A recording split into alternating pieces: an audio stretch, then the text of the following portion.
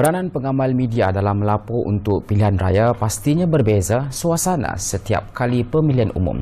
Begitu juga untuk pemilihan umum Indonesia 2024 yang mana setiap media menggunakan pendekatan berbeza dalam menyampaikan maklumat kepada rakyat.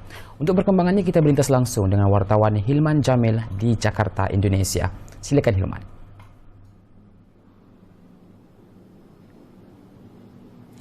Ya, benar dia. Jika dalam sesebuah pilihan raya ataupun istilah di Indonesia ini pemilihan umum bagi Presiden 2024, tentunya peranan media itu amat penting untuk menyampaikan maklumat kepada rakyat dan tentunya bagi pengamal media itu sendiri haruslah seimbang bagi laporan yang sama rata ke atas semua calon-calon yang bertanding. Dan saya amat bertuah malam ini dia kerana saya berpeluang untuk menemubual Ketua Pengarang Antara iaitu Bapa Irfan Junaidi bersama saya malam ini untuk kita ketahui bagaimana laporan yang dibuat oleh media-media di Indonesia untuk sempena kempen dan juga pilihan raya Presiden Indonesia 2024. Semalam Pak.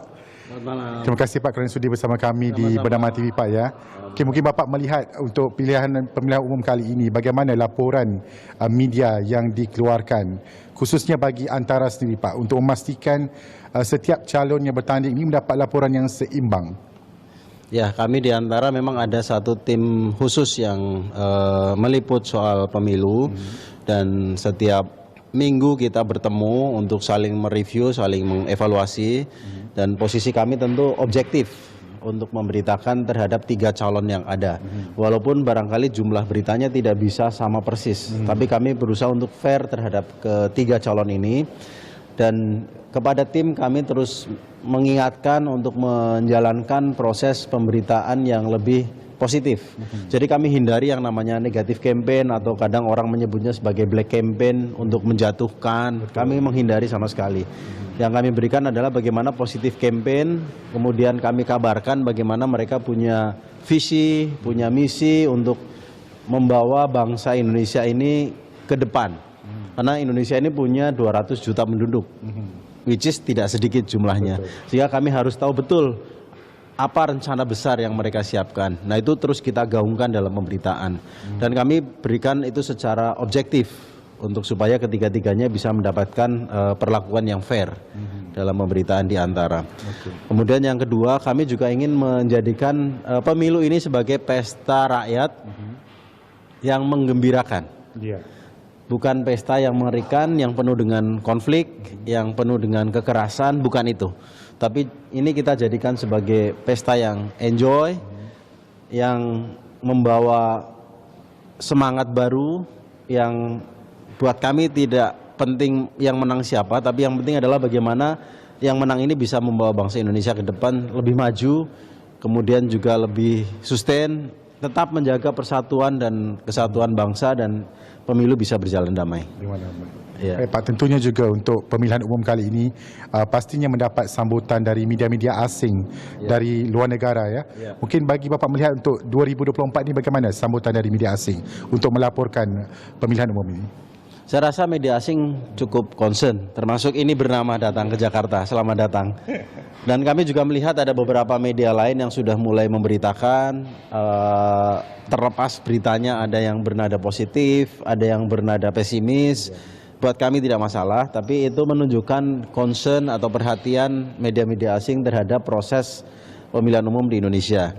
Dan memang dari pemilu ke pemilu setiap tahun media asing itu memberikan concern yang besar terhadap pesta demokrasi di Indonesia ini.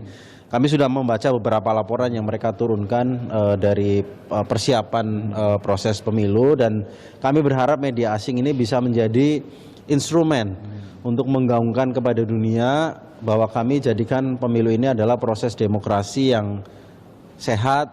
Kita jadikan pemilu adalah proses untuk melahirkan kepemimpinan yang bisa membawa bangsa Indonesia ini ke arah yang lebih baik.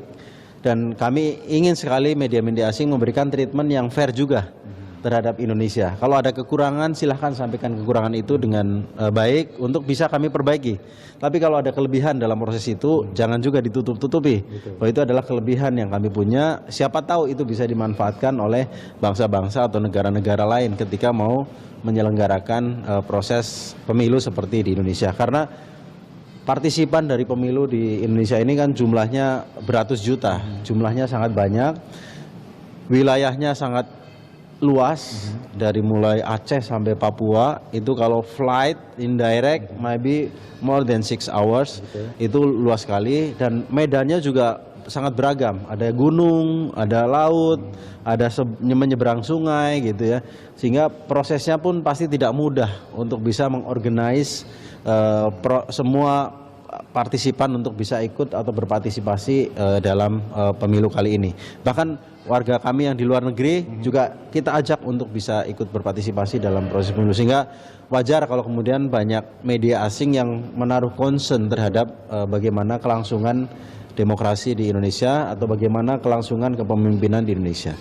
Pak, sedikit Pak, semalam saya dikabarkan Hari Pers, sambutan Hari Pers di Indonesia. Mungkin boleh kongsikan apa misi untuk tahun ini, Pak? Jadi Hari Pers ini kan seharusnya jatuh tanggal 9 Februari, tapi karena berhimpit dengan pelaksanaan pemilu, akhirnya dimundurkan nanti tanggal 17-18 Februari. Nah, tahun ini membawa tema soal bagaimana meneruskan hal-hal baik di tanah air.